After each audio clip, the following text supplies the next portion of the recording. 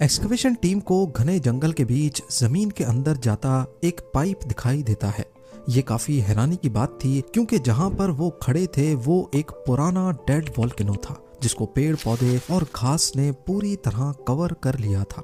Pipe के अंदर देखने के लिए इसमें नाइट विजन कैमरा भेजने का फैसला किया गया। जब कैमरा अंदर गया तो करीब 30 मीटर नीचे जाने के बाद एक बहुत बड़े टनल का मंजर कैप्चर किया गया। ये 7 मार्च 2018 का दिन था और एक्सकवेशन टीम साउथ पोलैंड के शहर लुबान के करीब जमीन से 30 मीटर नीचे कुछ अनोखा देखने वाली थी। जेम टीवी की वीडियोस में एक बार फिर से खुशामदीद। इस टनल के अंदर जब कैमरा घुमाया गया तो वहां पर हैरत अंगेज तौर पे उनको एक पटरी दिखाई दी। अभी वो इसी कश्मकश में थे कि यहाँ पटरी का क्या काम, तो दूर खड़ी एक माइन कार्ट ने उनकी तवज्जो अपनी तरफ कर ली।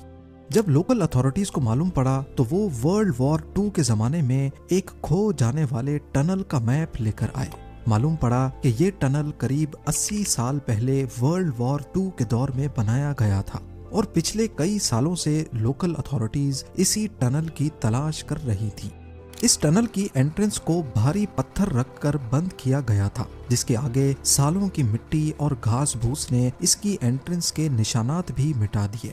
लेकिन अंदर से ये टनल हूबहू मैप पर दिखने वाले टनल से मैच कर रहा था। इसके अंदर पटरी और माइन कार्ट देखकर ऐसा मालूम होता है कि ये वर्ल्ड वॉर 2 के दौर में सामान स्टोर करने के काम आता था। टनल में मौजूद अक्सर लोहे के सामान को जंग लग चुका था। यहाँ से बेलचा, ड्रिल बिट्स और कुडाल जैसे टूल्स उसी हालत में मिले जैसे उनको 80 साल पहले नाज़ी मिलिट्री के सोल्जर्स ने रखा था। वर्ल्ड वॉर 2 के दौरान नाज़ी जर्मनी और जापान जैसी कंट्रीज से मुकाबला था अमेरिका और ब्रिटेन जैसे मुल्कों का।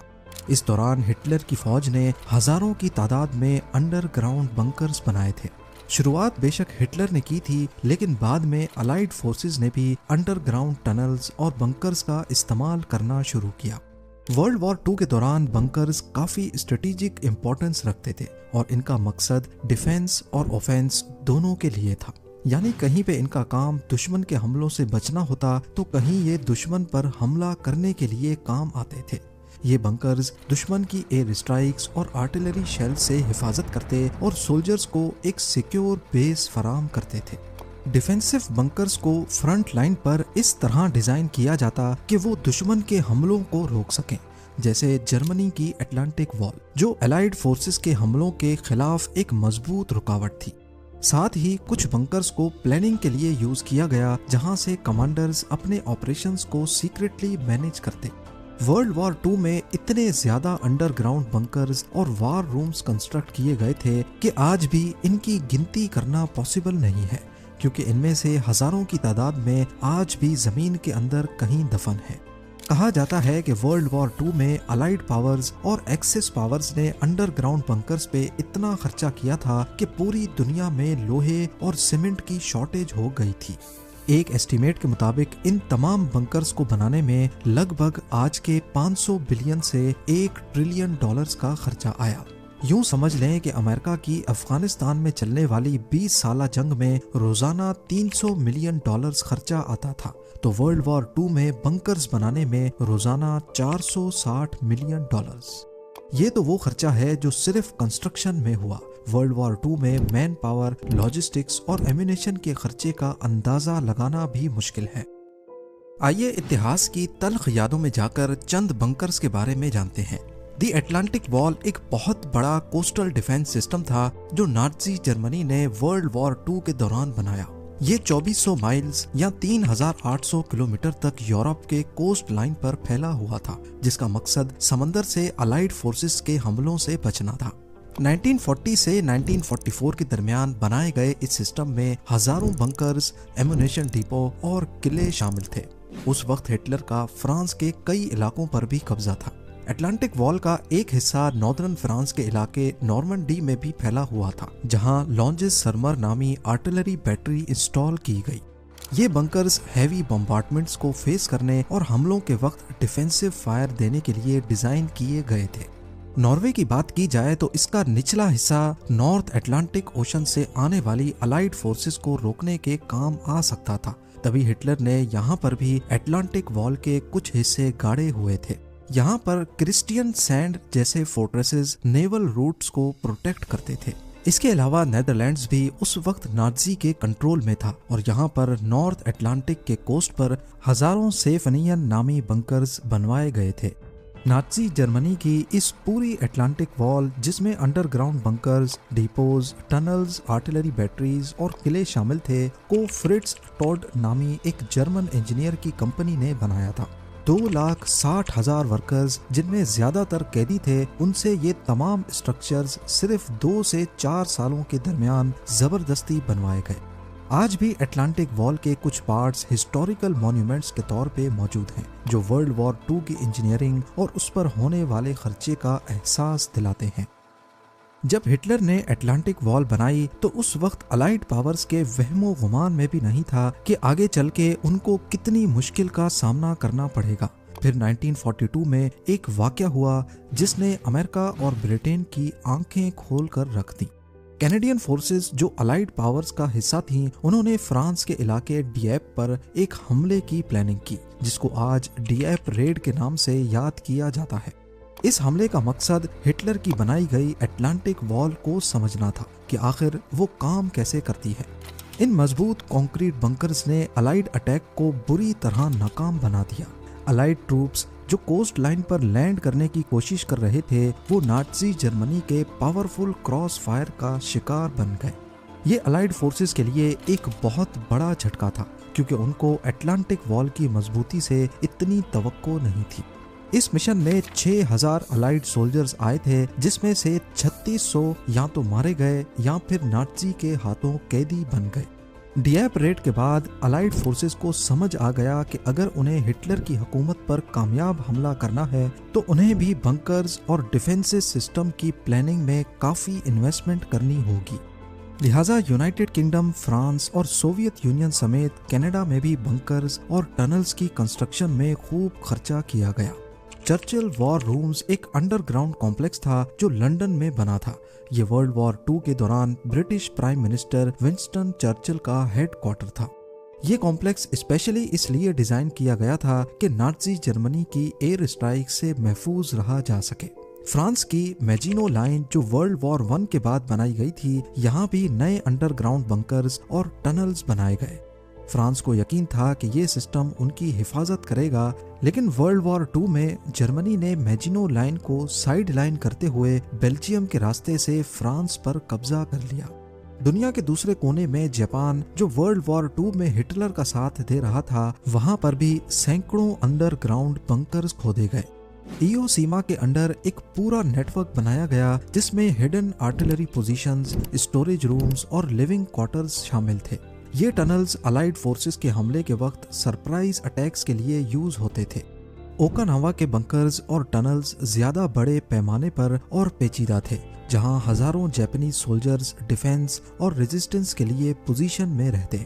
ये डिफेंसिव सिस्टम अलाइड इन्वेजन्स को डिले करने और ज्यादा से ज्यादा को मौत के घाट उतारने के लिए डिजाइन किया गया था। वर्ल्ड वॉर 2 के दौरान तमाम कंट्रीज के बनाए जाने वाले बंकर्स की इंजीनियरिंग किसी चमत्कार से कम नहीं है। एक तो जंग का समा, ऊपर से हर चीज की शॉर्टेज, और इन सब चैलेंजेस के साथ साथ हर गुजरते लम्हे एयर स्ट्राइक का खतरा रहता। और तो और अंडरग्राउंड टनल्स की कंस्ट्रक्शन में वर्कर्स की दम घुटने से मौत भी हो जाती थी। लेकिन इन सब चैलेंजेस के बावजूद हजारों बंकर्स ना सिर्फ बनाए गए, बल्कि इनमें से काफी सारे तो आज तक जमीन के नीचे उसी हालत में छुपे हुए हैं, खास तौर पर जो एक्सेस पावर कंट्रीज में बनाए गए थे, क्योंकि वर्ल्ड वॉर 2 के बाद जब उनका राज वहां से खत्म हुआ, उस वक्त या तो वहां से सोल्जर्स बंकर की एंट्रेंस को बंद करके भाग गए या फिर उसी के अंदर मर गए। लिहाजा किसी को पता ही नहीं चला कि कौन सा बंकर किस लोकेशन पे बना था। एक तरीका था इन तमाम बंकर्स और टनल्स की लोकेशन पता लगाने का, और वो था हिटलर की गवर्नमेंट के पास मौजूद सीक्रेट डॉक्यूमेंट्स। लेकिन वो भी या तो जला दिए गए या फिर किसी ऐसी जगह छुपाए गए जिसका सिर्फ उसी को पता था जिसने ये छुपाए थे। और खास तौर पर इन बंकर्स को कैमोफ्लाज करके बनाया जाता, यानी नेचुरल टेरेन में इनको ऐसे बनाया जाता कि किसी को भी पता ना चले कि यहाँ मिलिट्री बंकर है। इसी वजह से जंग के बाद ये बंकर्स छुपे के छुपे ही रह गए। अंडरग्राउंड बंकर्स के लिए स्पेशल वेंटिलेशन सिस्टम्स बनाए गए जो ताज़ा हवा को बंकर के अंदर लेकर जाते और कार्बन डाइऑक्साइड को बाहर।